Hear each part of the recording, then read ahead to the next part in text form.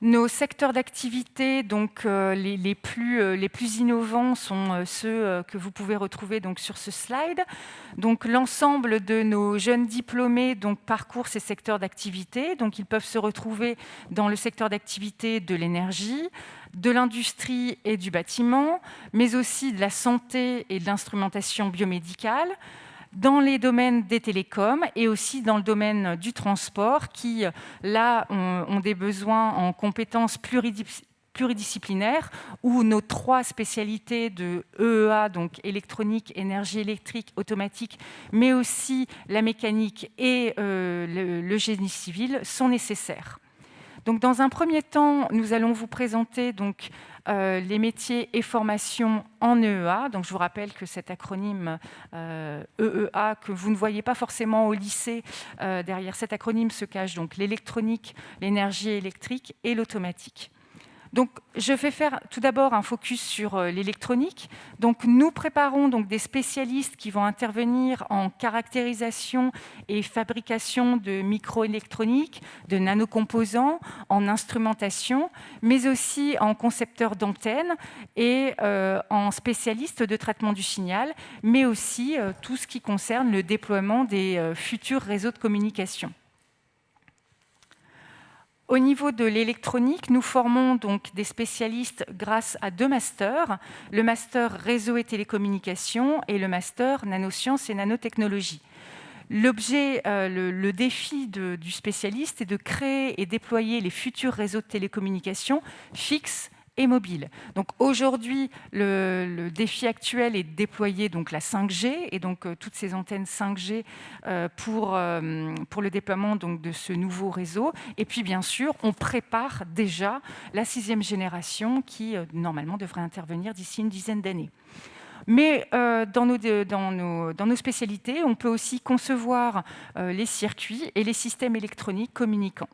Donc, le défi actuel est de déployer donc, la 5e génération de réseaux mobiles, de connecter aussi les 50 milliards d'IoT, donc Internet des objets, Internet of Things, qui avaient été prédits en 2020, et bien sûr de terminer le déploiement de la fibre optique, qui fait partie donc, du grand plan haut débit lancé en 2015 par la France.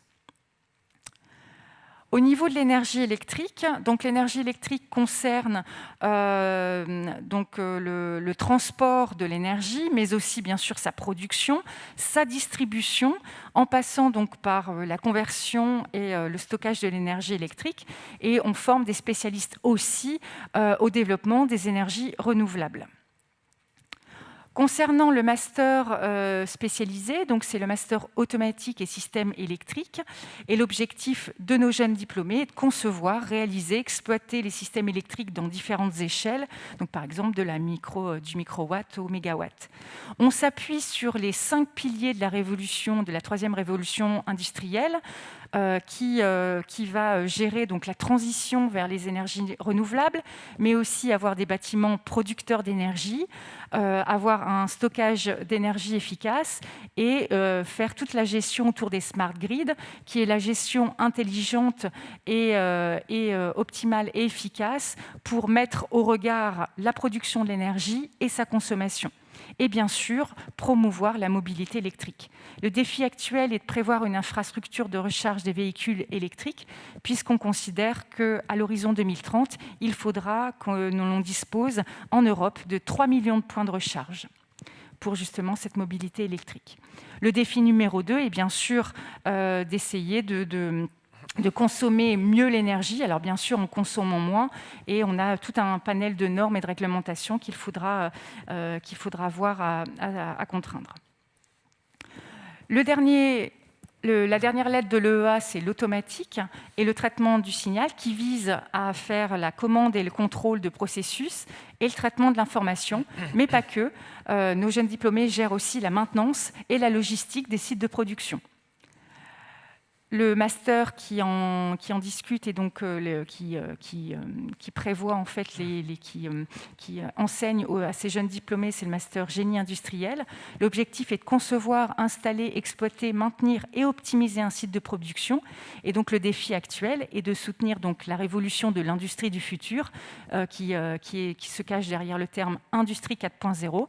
C'est tout simplement optimiser un site de production, mais avec l'aide des nouvelles technologies telles que l'Internet des objets, l'intelligence artificielle. On va placer un ensemble de capteurs dans le site de production pour favoriser donc la production.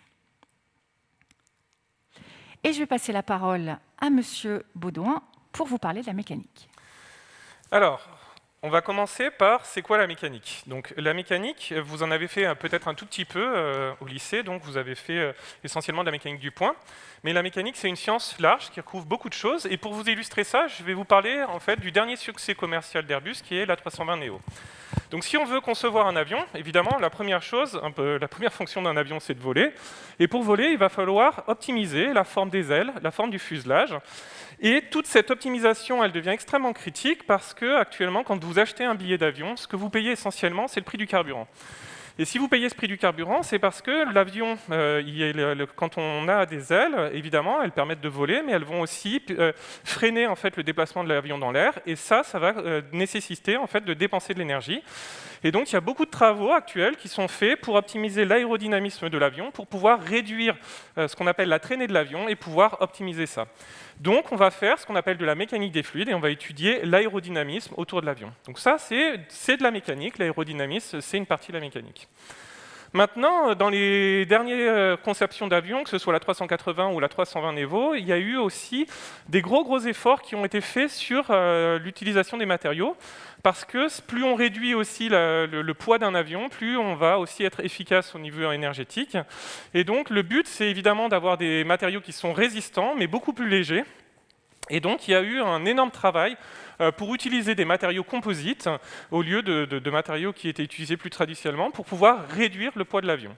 Et donc, le travail sur la résistance des matériaux, le choix des matériaux, c'est aussi de la mécanique et c'est une autre facette de la mécanique. Maintenant, évidemment, ce qui va créer la poussée d'un avion, c'est ce qu'on appelle les moteurs. Et les moteurs, on a donc un système complexe avec des rotors et des stators, et on va avoir donc une combustion qui va créer en fait qui va actionner le déplacement du moteur. Donc la combustion, c'est encore une fois toute l'étude des machines tournantes, c'est aussi une partie de la mécanique. Et enfin, pour finir, de plus en plus, en fait, les avions qui doivent évidemment circuler au-dessus des terres, il y a des normes au niveau du bruit qu'ils peuvent émettre. Ils doivent passer ces normes, sinon, évidemment, ils n'ont pas le droit de survoler les terres. Et donc, du coup, il faut étudier le son qui est produit par l'avion. Et cette fois-ci, c'est ce qu'on appelle l'aéroacoustique. Alors, il faut savoir, par exemple, que quand on avait des avions qui volaient en supersonique, les avions ne pouvaient pas passer en supersonique tant qu'ils étaient au-dessus des terres, parce que ça aurait généré des nuisances sonores trop importantes, et donc ils passaient en supersonique quand ils étaient évidemment au-dessus de la mer. Alors maintenant, je vous ai pris un exemple, mais la mécanique, c'est une science qui est omniprésente dans l'industrie. Donc je vous ai pris l'exemple de l'aéronautique, mais vous devez vous afficher plein d'autres exemples. Évidemment, le domaine aérospatial, le domaine naval, les énergies nouvelles, vous voyez ici les éoliennes. Le domaine de la météo, ça peut paraître un peu plus étonnant, mais évidemment, quand on essaie de prévoir la météo, il faut faire des simulations numériques, et donc il faut voir comment les masses d'air se déplacent, etc. Et ça, à nouveau, c'est de la simulation numérique de mécanique des fluides, et c'est donc de la mécanique. La construction, il y a aussi donc, une partie qui est plus génie civil, où on va concevoir des buildings, mais parfois il y a des études un petit peu plus fondamentales, où on va essayer de trouver des nouveaux matériaux pour le domaine de la construction, et ça redevient plus de la mécanique. Et enfin, les domaines ferroviaires et nucléaires. Donc vous voyez que tout ça, c'est un ensemble de domaines sur lesquels on est extrêmement représenté dans le paysage industriel français. Alors, je vous ai donné des exemples industriels, mais ce n'est pas uniquement dans l'industrie qu'on trouve la mécanique, on la trouve dans beaucoup d'autres domaines. Un exemple, la biomécanique. Quand vous respirez, évidemment, vous inspirez de l'air dans votre poumon, et votre poumon il va se gonfler, se dilater, et puis se comprimer. Et tout ça, c'est des mouvements mécaniques. Et par exemple, moi, c'est une chose que je fais dans mon laboratoire. On étudie des écoulements pulmonaires, alors dans des cas particuliers qui sont des cas pathologiques où on va avoir des maladies comme la mucoviscidose qui mettent du liquide dans les poumons et qui rendent difficile la respiration. Alors j'ai pris un exemple ici du poumon, mais je pourrais prendre la biomécanique des os, etc. Enfin, tout ce qui est mouvement mécanique au sein du corps fait l'objet d'études mécaniques. Un autre domaine, l'océanologie. L'océanologie, encore une fois, une partie de l'océanologie, parce que c'est un domaine très vaste, mais aussi étudie les courants marins, le transport de plancton, etc. Et du coup, tout ça, c'est des études qui sont faites en mécanique. La musique, beaucoup de gens font donc l'acoustique, hein, c'est une partie de la mécanique, et les instruments sont donc encore essentiellement des instruments mécaniques. Donc ici, ce que vous voyez vous afficher, en fait, c'est une flûte à bec, et ce que vous voyez, en fait, c'est un petit écoulement d'air qui est près de, enfin, qui en fait est à l'origine du son qui est créé par la flûte à bec. Et donc, du coup, vous voyez que vous avez à nouveau de la mécanique des fluides. Après, vous allez avoir en fait des vibrations qui vont être créées dans l'instrument et vous allez avoir des résonances, etc. Tout ça, c'est à nouveau de la mécanique. Et enfin, un dernier domaine où on voit peut-être un petit peu moins la mécanique, mais il y en a, c'est l'astrophysique. Vous voyez une magnifique image ici du Soleil, d'éruption solaire. En fait, c'est des courants, c'est des liquides qui se déplacent, un peu particuliers évidemment, qui sont excités par de l'électromagnétisme, mais on a toute une partie mécanique d'étude de la turbulence à la surface du Soleil, et il y a des mécaniciens qui travaillent sur ces sujets. Alors, qu'est-ce qu'on étudie quand on fait de la mécanique? Donc, comme je vous disais, vous avez fait un peu de mécanique du point, mais donc, pour arriver à étudier tous les systèmes que j'ai présentés précédemment, eh bien, il va falloir, on va avoir beaucoup de sciences qui sont afférentes pour arriver à comprendre tout ça. Donc, un premier domaine, évidemment, c'est la mécanique des solides. Donc, la mécanique des solides, elle vise à comprendre comment les matériaux, quand on les soumet à des contraintes, vont se déformer et réagir. Il y a des choses, alors il y a évidemment, on pense à juste prendre un matériau, lui appliquer des contraintes et il se déforme, mais on va aussi avoir des effets dynamiques. Par exemple, vous savez tous que si vous voulez casser un trombone, vous n'allez pas juste appuyer dessus, vous n'y arriverez pas, vous allez faire des mouvements d'aller-retour parce qu'on va avoir des fissures qui vont être créées, qui vont se propager, et ça va créer en fait ça va finir par casser le système. Et ça, par exemple, pour prendre une illustration, un système où ça jouait un rôle fondamental, c'était les trains. Au début, quand on a conçu des trains, en se disant bon on va choisir les matériaux pour qu'ils tiennent les contraintes quand on met en route le train. Mais en fait, le train il s'arrête, il démarre, il s'arrête, il démarre, et on a un peu les mêmes effets qu'on a dans le trombone. Et on finissait par casser en fait les ponts entre les trains parce que on avait ces effets dynamiques et il faut les prendre en compte. Donc après, la mécanique des fluides, on en a parlé un peu avec l'aérodynamisme. Après, c'est très vaste, la mécanique des fluides. On a évidemment tout ce qui est courant marin aussi. On a les écoulements autour, par exemple, d'un sous-marin, d'un bateau, etc. Donc on a un domaine extrêmement vaste d'études. L'énergie, évidemment, tout ce qui est échange thermique, la thermodynamique, vous en avez peut-être fait un petit peu au lycée, c'est quelque chose qui est fondamental dans la mécanique et qui devient vraiment très important avec toutes les préoccupations environnementales actuelles. L'optimisation des systèmes et de leur consommation énergétique est vraiment une préoccupation extrêmement importante de nos jours. Maintenant, une dernière chose, les ondes mécaniques, on en a parlé. Donc les ondes mécaniques, c'est quoi? C'est les vibrations ou les ondes acoustiques. Si je vous parle ici et que vous m'entendez, c'est parce que en fait, mes cordes vocales créent une vibration. Cette vibration se propage dans l'air. Il faut un milieu qui propage ces vibrations et qu'elles arrivent jusqu'à vos oreilles et que vous pouvez m'entendre. Et généralement, j'ai une bonne voix, donc vous devez m'entendre assez bien normalement à distance. Sinon, d'autres matières, donc ce qu'on appelle plus le génie mécanique. Donc, il y a toute une question qui tourne autour des matériaux, des procédés de fabrication, parce que quand on veut fabriquer un système mécanique comme un moteur, il va falloir optimiser les procédés de fabrication, et puis la conception mécanique qui est, quand on veut concevoir un système complexe, on va avoir des logiciels pour faire ça, pour choisir la bonne caisse, les agencer et obtenir un système qui est performant. Ensuite, bien sûr, ça, c'est les sciences fondamentales, mais pour pouvoir vous intégrer dans une industrie, il faut aussi des compétences qui sont utiles pour tout le monde, qui sont la communication, hein. La communication, c'est fondamental. Il faut savoir communiquer auprès d'un public. Quand vous avez des résultats dans une entreprise, il faut savoir les communiquer auprès de votre équipe, auprès de votre chef. Et c'est vraiment de plus en plus fondamental, hein. La communication, elle joue un rôle très important. Donc, on vous forme à la communication. Et on vous forme évidemment aussi tous les aspects langue. L'anglais, de plus en plus, les entreprises sont aussi internationales, et donc du coup, il faut parler anglais. Il y a des entreprises où même on communique en anglais au sein de l'entreprise. Alors, au niveau de la mécanique, on a deux orientations principales. Donc, au début, vous commencez sur, il y a un tronc commun, puis après, ça se différencie en deux orientations. Une première qui est qu'on appelle SMI, donc qui est orientée sur la modélisation et la simulation numérique. Et une deuxième qui est orientée vers la conception matériaux procédés. Alors pour vous illustrer un peu ces deux orientations, je vais vous prendre l'exemple de la première orientation qui est modélisation simulation numérique. Je vais vous prendre un exemple qui est le test en crash en résistance d'une voiture.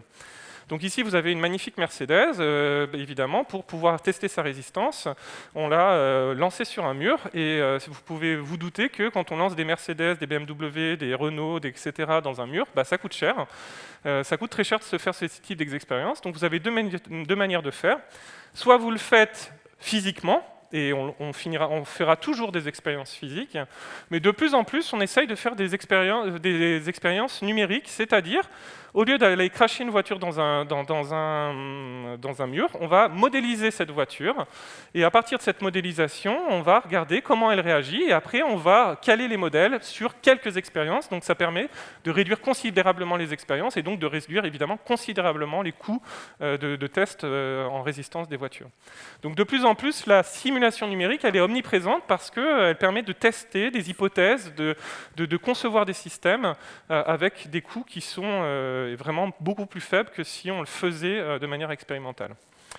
Alors maintenant, la deuxième orientation qui est conception matériaux procédés. Donc là, vous avez un exemple, hein, c'est un système qui est conçu sur CATIA, et vous voyez que vous avez des systèmes extrêmement complexes. Il va falloir choisir la dimension de chaque pièce, les matériaux, voir si le système fonctionne, s'il a les bonnes résistances, etc. Et tout ça, c'est ce qu'on appelle de la conception mécanique. Évidemment, comme je vous l'ai dit, il y a aussi une partie après procédé. Une fois que vous avez défini un système, il va falloir le produire, et donc il faut réfléchir à la manière la plus efficace de produire ce système, et de la plus économique, évidemment. Du coup, alors, juste maintenant, de manière générale, hein, c'est pas mécanique ou c'est pas EEA, c'est l'ensemble des formations en sciences et ingénierie qui recrutent notre diplômé. Les sciences et ingénierie, c'est vraiment une science qui est extrêmement présente dans l'industrie en France, et on a beaucoup de secteurs avec beaucoup d'entreprises françaises et internationales qui recrutent nos diplômés. Donc, un des grands domaines, évidemment, en France, hein, c'est un domaine dans lequel on est très présent et très fort, c'est le domaine du transport. Donc, que ce soit le domaine du transport aéronautique, automobile, aérospatial, ferroviaire. Donc, vous voyez un peu une liste, et encore, c'est vraiment une petite liste des entreprises nationales qui travaillent sur le domaine.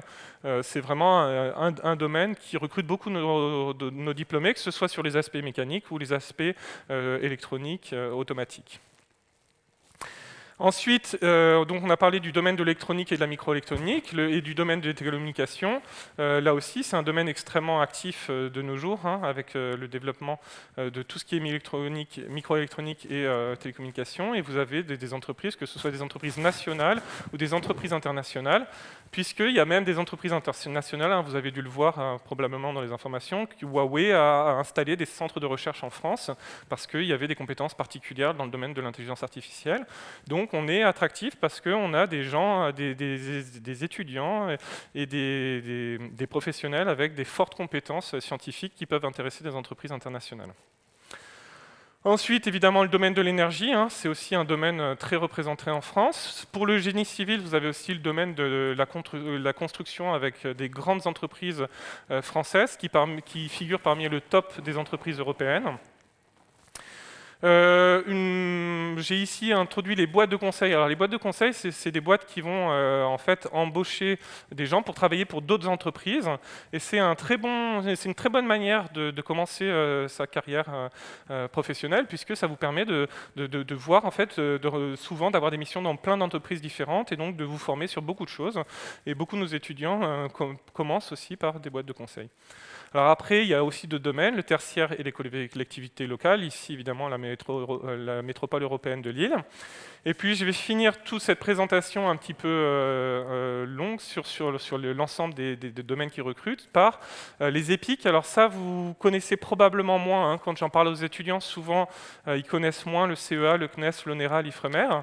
Les EPIC, c'est des établissements qui sont mi-publics, mi-privés, et en fait, qui vont faire de la recherche pour des entreprises privées, donc de la recherche un peu plus amont et un peu plus R&D. Et donc vous avez par exemple pour le CEA, c'est le Commissariat à l'énergie atomique, c'est lui qui est en charge des études pour le domaine du nucléaire. Le CNES qui fait les études pour le domaine spatial, l'IFREMER pour tout le domaine de la mer, et l'ONERA qui fait les études pour le domaine de l'aéronautique et l'aérospatiale. Souvent, toutes les études d'aérodynamique que je présentais précédemment, elles sont faites en fait non pas directement par les constructeurs, mais par l'ONERA. Voilà. Je vais repasser la parole à ma collègue qui va vous parler des points forts de nos formations. Merci.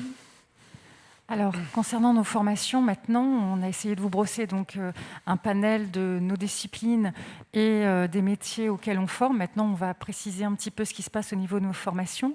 Alors, les points forts, tout d'abord, comme l'a très bien souligné M. Baudouin, nous sommes un secteur à très forte évolution technologique et avec des enjeux socio-économiques très importants. Et donc, on est un secteur qui recrute.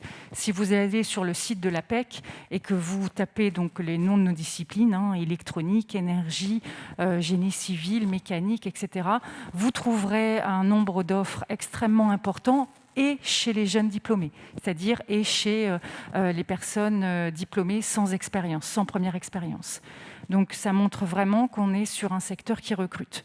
Chaque année, en fait, tous les 2 ans, en fait, nous avons un organisme au niveau de l'Université de Lille qui fait des enquêtes sur nos jeunes diplômés. Et la dernière enquête a été établie sur la promotion 2017.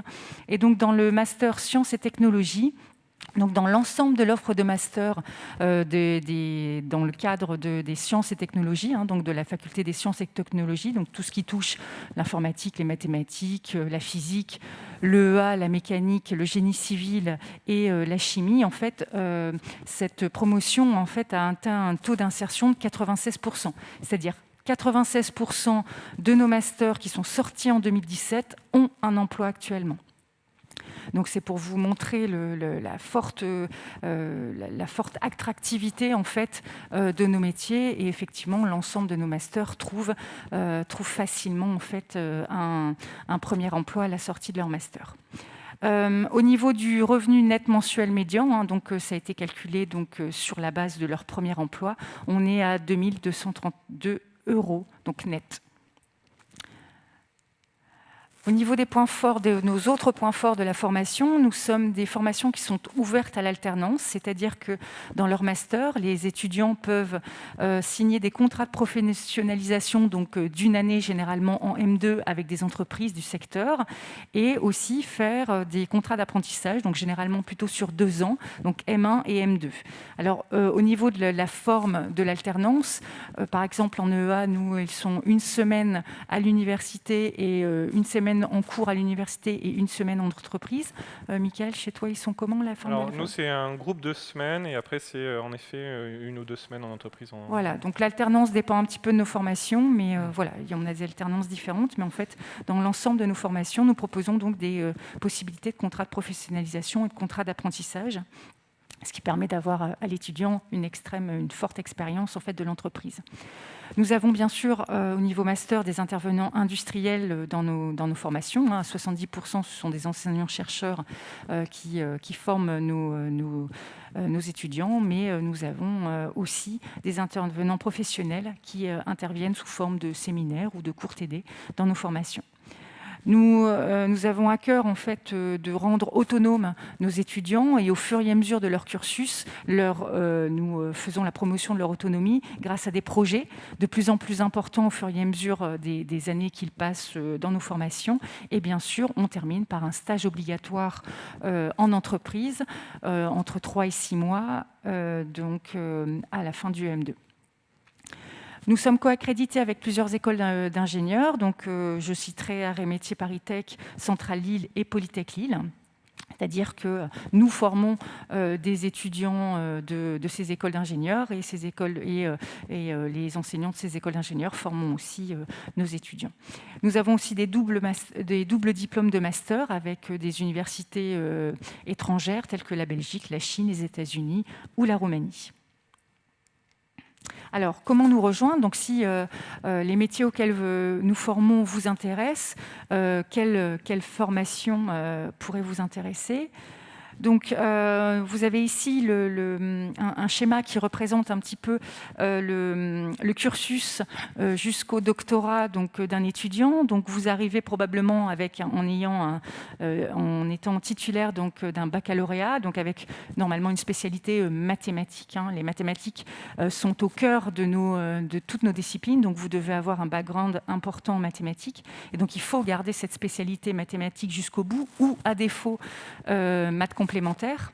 Et ensuite, donc, vous arrivez chez nous donc, avec ce qu'on appelle un portail, qui est le portail saisie, pour sciences exactes et sciences de l'ingénieur, qui est l'entrée à l'université de la faculté des sciences et technologies, où on a une espèce de tronc commun. C'est-à-dire que vous avez les maths en tronc commun, vous avez une UE projet de l'étudiant en tronc commun, puis après, vous allez avoir un jeu d'options qui va, au fur et à mesure de votre cursus, vous colorer vers une certaine discipline. Donc, en tout cas, la première année est un tronc commun avec toutes les disciplines des sciences et technologies.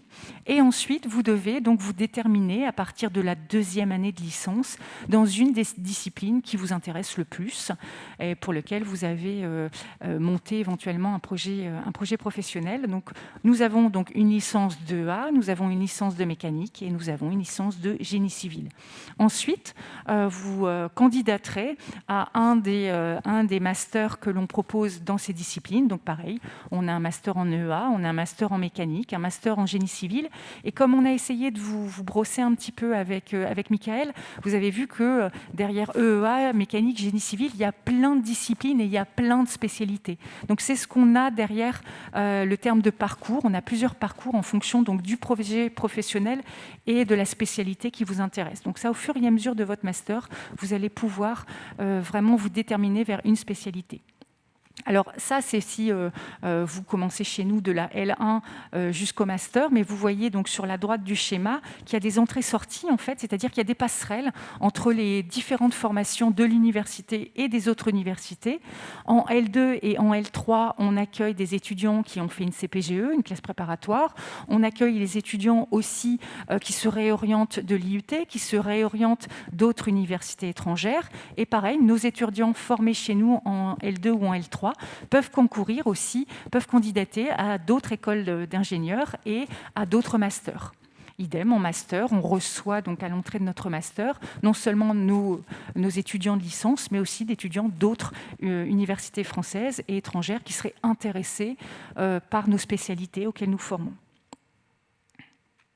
Alors, si vous avez besoin de plus d'informations, donc on va laisser une série de questions. Vous allez pouvoir poser vos questions, donc n'hésitez pas à poser vos questions sur le site. Mais vous pouvez aussi consulter donc, le site de la Faculté des Sciences et Technologies. Donc, sur ce site, vous retrouverez donc l'ensemble de nos départements de formation. Et sur nos sites de départements de formation, vous pourrez retrouver les différents détails de nos formations. Et puis, comme on le dit toujours, c'est nos diplômés qui sont nos meilleurs ambassadeurs. Et sur nos sites, vous trouvez des petites vidéos, des petites capsules vidéo qui, justement, donnent la parole à nos jeunes diplômés. Merci de votre attention. Et puis, on va laisser place aux questions. Merci Virginie, merci Michael pour votre présentation. Nous avons bien compris qu'il y avait une grande diversité de formations au sein de vos deux départements. Est-ce que vous pouvez revenir sur l'entrée en première année par rapport au portail saisie et aux éventuelles options qu'il faut obligatoirement prendre en terminale? Oui, alors comme je l'avais dit, au niveau, on est donc le portail saisie, donc sciences exactes et sciences de l'ingénieur, donc regroupe les disciplines de mathématiques, de physique, de chimie, d'informatique, d'EA, de mécanique et de génie civil. J'espère que j'en ai pas oublié. L'ensemble de ces disciplines se fondent sur la discipline phare qui est donc les mathématiques que vous étudiez donc en première et en terminale. Et il est important que vous conserviez cette spécialité mathématique jusqu'au bout et éventuellement, si en terminale vous vous posez des questions puisqu'il faut renoncer à une de vos spécialités, éventuellement prendre l'option maths complémentaires. C'est obligatoire de conserver ces mathématiques puisque toutes nos disciplines se montent sur ces mathématiques. Après, les autres spécialités, vous voyez qu'on forme à un panel relativement large de spécialités, donc de disciplines. Donc ça, l'autre, c'est en fonction de votre goût à vous, et on ne peut pas vous conseiller d'en abandonner une ou l'autre. La seule chose qu'on peut vous dire, c'est conserver les maths. Donc là, vous venez d'évoquer les bacheliers qui auront un bac général. Qu'en est-il des bacs technologiques qui souhaiteraient intégrer vos formations ? Alors, c'est possible, puisque de toute façon, au niveau de la licence L1 saisie, il n'y a pas de sélection. Donc, en fait, tout le monde a sa chance en fait, au niveau de la licence. Par contre, on remarque quand même que les bacs technologiques réussissent moins bien dans nos licences. Donc, je pense notamment au bac STI 2D. Ils peuvent réussir à la condition qu'ils choisissent des parcours aménagés, parce qu'effectivement, on s'adapte aux différentes typologies de bacheliers. Donc, un bachelier avec un bac général pourra poursuivre facilement dans notre licence. Un bachelier avec un bac technologique, on va lui proposer en fait plutôt des aménagements et plutôt une licence en 4 ans, par exemple, ou des parcours aménagés, où là, effectivement, il aura la chance de réussir. Et vous pouvez préciser l'intégration des étudiants de DUT en licence ? Alors, au niveau des étudiants des DUT, ils peuvent arriver chez nous soit en L2, soit en L3. C'est un procédé particulier.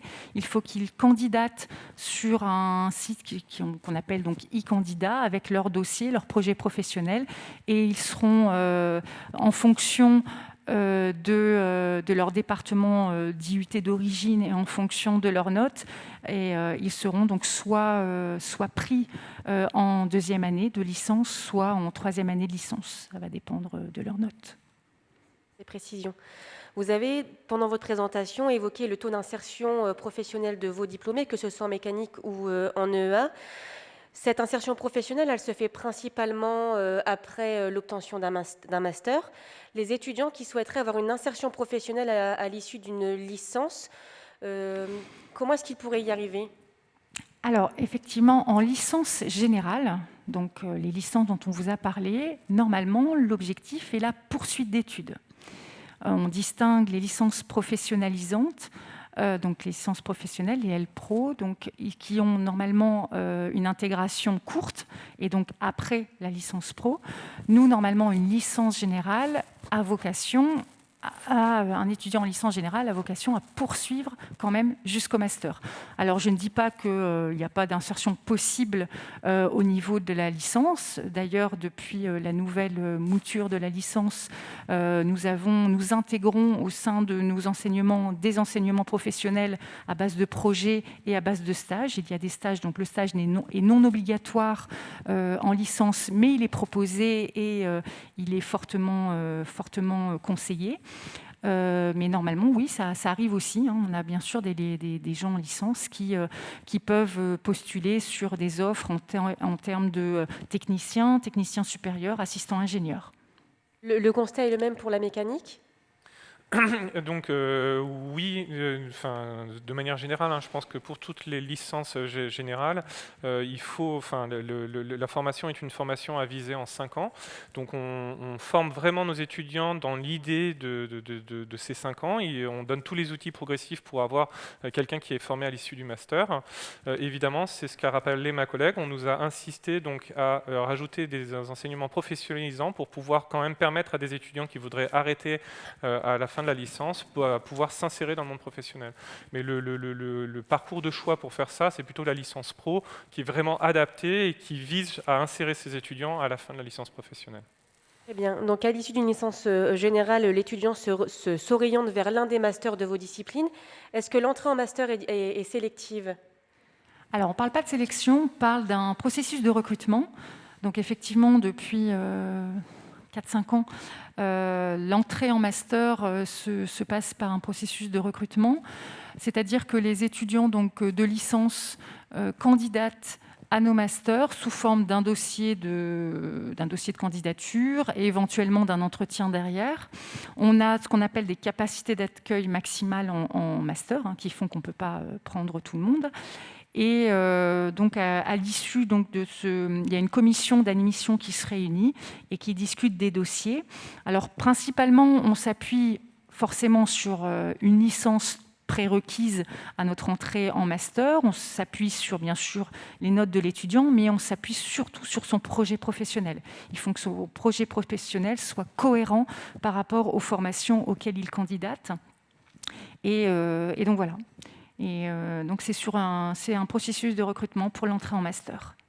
Vous formez des étudiants qui deviendront des ingénieurs. Est-ce que vous pouvez préciser la différence qu'il existe avec les écoles d'ingénieurs et les masters dispensés à l'université ? Oui. Alors en fait, donc, les étudiants, beaucoup de nos étudiants, surtout en sciences et ingénierie, vraiment occupent le métier d'ingénieur à la fin de la formation. Donc ils sont vraiment ingénieurs. Beaucoup de nos étudiants, la plupart, sont ingénieurs à la suite de la formation. Et par contre, il faut distinguer ça du diplôme d'ingénieur. Le diplôme d'ingénieur, c'est un diplôme qui ne peut être délivré que par les écoles d'ingénieurs. Donc nos étudiants ont un diplôme de master, mais qui leur permet d'occuper des fonctions d'ingénieur au sein des entreprises. Donc il y a souvent la confusion entre le diplôme d'ingénieur et le métier d'ingénieur. Le métier d'ingénieur peut être occupé à la suite d'un master ou même d'un doctorat. Et par contre, les écoles d'ingénieurs sont les seules aptes à délivrer le diplôme d'ingénieur. D'accord. La différence qu'on pourrait un petit peu cibler, c'est que généralement, dans les écoles d'ingénieurs, on a une formation plutôt généraliste qui vise à former des chefs de projet qui ont une dimension globale d'un projet, financière, économique, technologique, alors que nos étudiants de master, comme ils sont formés à l'université par des enseignants-chercheurs généralement très proches des laboratoires, on a une formation plutôt spécialistes et on forme vraiment des spécialistes dans les différentes disciplines. Donc c'est un petit peu la différence qu'on pourrait voir, plutôt formation généraliste dans les écoles d'ingénieurs et plutôt spécialiste dans les masters. Nos étudiants s'intègrent très fortement au début en valorisant justement cette compétence très forte dans un domaine. Comme il y a des liens avec les laboratoires, souvent ils sont à la pointe sur des domaines et c'est ça qu'ils mettent beaucoup en avant quand ils cherchent à s'insérer dans le monde professionnel. Merci pour ces précisions. Je vais revenir sur la partie licence. Nous avons une question qui vient de tomber sur le fil de chat. Une personne qui se demande combien d'étudiants sont acceptés en première année, sur le nombre de postulants et quel est le taux d'étudiants de première année qui passent en deuxième année ? Alors, c'est pas du tout représentatif ce taux-là. Alors la première question, combien on accueille d'étudiants en L1 ? On accueille à peu près, alors j'ai pas les chiffres, je crois entre 600 et 800 étudiants, mais bon, on va dire plus une fourchette de 600 étudiants. Tout confondu. Comme je vous l'ai dit, il n'y a pas de sélection. Donc normalement, toute personne qui choisit sur Parcoursup le portail saisie, s'il a son bac et un bac avec spécialité, un bac général spécialité mathématiques ou un bac technologique, mais sur des filières, sur des parcours aménagés, à sa chance chez nous. Après, quel est le taux de passage entre la L1 et la L2 ? Alors, c'est absolument pas représentatif. Donc, je vais vous donner ce taux de passage, mais je vais aussi vous donner ce taux de passage de la L2 à la L3, qui est, lui, davantage représentatif. Pourquoi il n'est pas représentatif ? Parce qu'on a beaucoup d'échecs, parce qu'on a des problèmes d'absentéisme et on a aussi des problèmes d'absence de motivation de certains de nos étudiants qui arrivent chez nous et qui ne savent pas réellement ce qu'ils veulent. Et donc, on a énormément de passerelles en première année et on a énormément d'échecs. Le taux de réussite de la L1 à la L2, il est de 30%, mais pas forcément en L1 saisie, il est dans toutes les licences. On a un faible taux parce que, justement, il y a cette première année, c'est pour le bachelier, en fait, une expérience nouvelle. Et effectivement, on a peu d'étudiants qui arrivent en L2. Par contre, le passage entre la L2 et la L3, où là, on a des étudiants qui ont leur place et qui connaissent leur projet professionnel et qui savent pourquoi ils sont là, en fait, en L2, et qui, en plus, connaissent maintenant le rythme de l'université et ce qu'on attend d'eux. Et donc, effectivement, après, de la L2 à L3, le taux de passage, généralement, entre 70 et 80%, qui est un taux de passage classique. Un étudiant qui aurait choisi de partir en licence 2, en EEA, et qui se rencontre au cours du premier semestre, qu'il souhaite bifurquer vers la mécanique, est-ce que c'est possible ? Alors, il y a évidemment des passerelles. On a des passerelles. Alors, on a beaucoup de passerelles en fait au sein de la formation. Et ce qu'il faut savoir, en fait, ce qu'il faut vraiment comprendre, c'est que justement, c'est pour ça qu'on a fait une spécialisation progressive. Les étudiants, au début, sont dans un portail saisie où ils vont, en fait, juste éliminer une ou deux matières qu'ils ne souhaitent pas étudier. Au second semestre, ils vont s'orienter en fait vers une formation. Donc, ils vont se spécialiser progressivement. Et puis, à partir de la L2, ils rentrent vraiment soit en ENEA, en méca, en génie civil, en mathématiques, en informatique. Donc du coup, la spécialisation est très progressive, même en mécanique. On commence par la mécanique générale, puis après on a plusieurs parcours, et les étudiants se spécialisent progressivement. Et donc en fait, il y a des passerelles qui sont évidemment possibles, et qui, plus on va loin, évidemment, plus on se spécialise, et plus il est difficile de passer d'une filière à une autre. Mais par contre, si par exemple en licence 1, on a pris un parcours qui ne convient pas et qu'on veut changer, il est tout à fait possible. Nous, on accepte, par exemple en mécanique, tous les étudiants de L1 saisie. Bon, moi, je ne fais pas de sélection, tout simplement parce que je sais qu'un étudiant qui a affiné son projet professionnel, qui était parti, par exemple, je ne sais pas, moi je dis génie civil, EA ou n'importe quoi, et qui maintenant veut faire de la mécanique, il va être motivé, il arrivera à rattraper ce qui lui manque, et on a au contraire plutôt des étudiants, quand ils se réorientent comme ça, qui réussissent bien, parce qu'ils ont mis un peu de temps à se décider sur leur filière, mais après, ils sont motivés, et ils rattrapent le retard, et ça se passe très bien. Donc c'est vraiment, il ne faut pas avoir de crainte, la spécialisation est progressive, on a le temps de découvrir en fait les différentes matières. Si on se trompe au début, on peut se réorienter progressivement, et il y a des passerelles tout au long de la formation. Eh bien, je vous remercie pour ce conseil donné à nos lycéens. Nous arrivons maintenant à la fin de cette conférence. Je vous remercie Virginie et Mickaël pour votre participation. Merci. Si vous avez des questions sur les métiers en sciences et ingénierie ou les formations, vous pouvez vous rendre sur la plateforme Imagina et prendre rendez-vous en ligne avec nos enseignants qui répondront à toutes vos questions. Pour terminer, je remercie l'ensemble des équipes techniques et des services audiovisuels de l'Université de Lille qui nous permettent de nous rencontrer aujourd'hui et d'échanger autour de nos formations. Et je vous donne rendez-vous pour une autre conférence. À bientôt.